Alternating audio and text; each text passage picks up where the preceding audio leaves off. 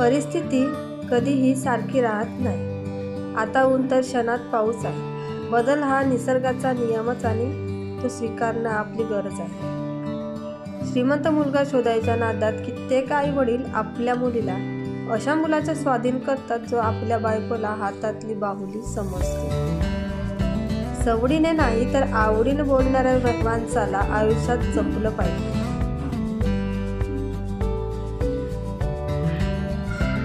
चांगल्या गोष्टी घडत नसतात तर त्या घडवाव्या लागतात, कारण त्यावेळी योग्य तो निर्णय घ्यावे लागतात.